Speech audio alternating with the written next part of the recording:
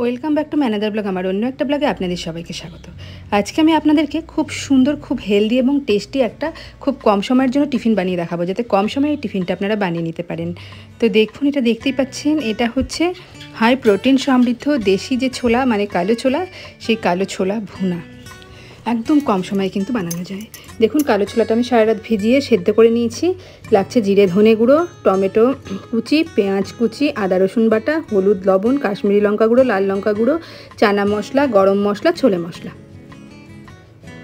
Meet মশলা, 3টে মশলা কিন্তু আমি দিচ্ছি। এদিকে তেল দিয়ে তেল গরম করে তাতে জিরে, শুকনো লঙ্কা, তেজপাতাটা ফোড়নে দিলাম, দিয়ে তারপরে দিয়ে দিলাম পেঁয়াজ কুচি। তো এটা কিন্তু খুব বেশি তেলও লাগছে না, খুব বেশি মশলা লাগছে না, কিন্তু খেতে দুর্দান্ত হয়। একদম হেলদি এবং টেস্টি রেসিপি। তো দেখুন, পেঁয়াজটা কিন্তু একটু এভাবে নেড়ে চেড়ে ভাজা ভাজা করে নিচ্ছি। 2 মিনিট ভাজার পর হালকা হালকা কিন্তু অলরেডি পেঁয়াজের কালার আমাদের চেঞ্জ হয়েছে, দেখতেই পাচ্ছেন। তো এইভাবে কিন্তু আবার একটু নাড়াচাড়া করে নিয়েছি। করে নিয়ে এবার এখানে আদা রসুন বাটাটা দিচ্ছি। আমি 1/2 ইঞ্চ মতো আদা আর একটা ছোট রসুন বেটে নিয়েছিলাম। তা আদা রসুন বাটাটা দিয়ে আবারও পেঁয়াজটাকে একটু নাড়াচাড়া করে ভাজা ভাজা করে নেব। 2-3 মিনিট ভেজে নিয়ে আপনাদের সামনে ফিরে আসি। 2-3 মিনিট ভাজার পর দেখুন বন্ধুরা, পেঁয়াজটা কিন্তু অনেকটাই পরিমাণে কমে গেছে, মানে ভাজা কিন্তু অনেকটা হয়ে গেছে। এবার এখানে টমেটো কুচিটা আমি অ্যাড করে দিচ্ছি। টমেটো কুচিটা দিয়ে খুব ভালো করে কিন্তু নাড়াচাড়া করে নিতে হবে মশলাটাকে। যতক্ষণ না পর্যন্ত টমেটোটা কষে যাচ্ছে, মানে টমেটোর থেকে কাঁচা গন্ধটা চলে যাচ্ছে, ততক্ষণ কিন্তু আমাদের ভাজা ভাজা করে কষিয়ে নিতে হবে। তা ফিরে এলাম 5 মিনিট বাদে। দেখুন বন্ধুরা, টমেটোটা কিন্তু অনেকটা নরম হয়ে গেছে। আরও 2-3 মিনিট কষে আমি ফিরে এলাম আপনাদের সামনে। দেখুন, দেখতে থাকুন বন্ধুরা, কতটা কষে গেছে টমেটো, পেঁয়াজ সব। এইবার এখানটায় দিয়ে দিলাম পরিমাণ মতো হলুদ, নুন দিয়ে ভালো করে নাড়াচাড়া করে নিচ্ছি।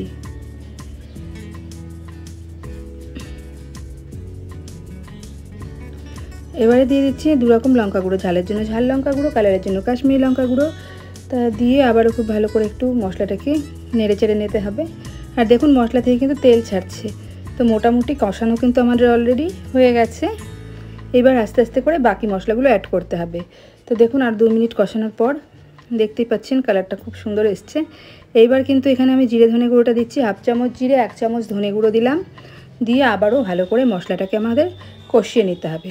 তো দেখুন বন্ধুরা, আমি নেড়ে চেড়ে কিন্তু খুব সুন্দর করে মশলাটাকে কষিয়ে নিচ্ছি। আর এই সময় কিন্তু আপনাদের গ্যাসের ফ্লেম একেবারে লোতে রেখে মশলাটা কষাতে হবে, না হলে পুড়ে যেতে পারে, যেহেতু জল আগেই কোনো ইউজ করছি না। তো দেখুন বন্ধুরা, 5 মিনিট পর মশলা কিন্তু কষা হয়ে গেছে। এবার সেদ্ধ করে রাখা ছোলাটা আমি এখানটা অ্যাড করে দিচ্ছি। এই ছোলা কিন্তু হাই প্রোটিন, এর মধ্যে অনেক আয়রনও থাকে। ছোলার মধ্যে প্রচুর পুষ্টিগুণ রয়েছে। সেই জন্য আপনারা যদি ডায়েটে ডেইলি অল্প একটু ছোলা রাখেন, তাহলে কিন্তু সত্যি শরীরের পক্ষে খুবই ভালো। আর এই রেসিপিটা কিন্তু দুর্দান্ত টেস্টি হয়। তো দেখুন, সব মশলা দেওয়ার পর আস্তে আস্তে করে কিন্তু আমি ছোলাটাকে দিয়ে কষিয়ে নিচ্ছি। আমার অলরেডি কিন্তু কষানো হয়ে গেছে। এইবার এখানটায় একটু সামান্য পরিমাণ মতো আমি জলটা অ্যাড করলাম। তো আপনারা যেরকম ঝোল খাবেন সেরকমভাবে জলটা একটু দিয়ে দেবেন।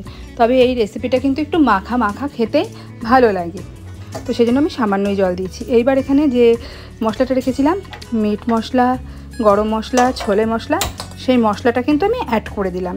তো মশলাটা দিয়েও একটু ভালো করে নাড়াচাড়া করে নিলাম। আর উপর থেকে একটুখানি দিয়ে দিলাম ধনে পাতা, সামান্য ধনে পাতা কুচি দিয়ে একটুখানি হালকা হাতে নাড়াচাড়া করে ঝোলটাকে একটু শুকানোর জন্য ওয়েট করব। তো ফিরে আসছি 5 মিনিট বাদে। 5 মিনিট বাদে দেখুন বন্ধুরা, আমাদের রান্না কিন্তু একেবারে রেডি সার্ভ করার জন্য। তো সার্ভ করে নিয়ে ফিরে আসছি। এই দেখুন বন্ধুরা, আমি সার্ভ করে নিয়েছি। দেখতেই পাচ্ছেন কি দুর্দান্ত লাগছে দেখতে, আর খেতে তো অসাধারণ টেস্টি হয়।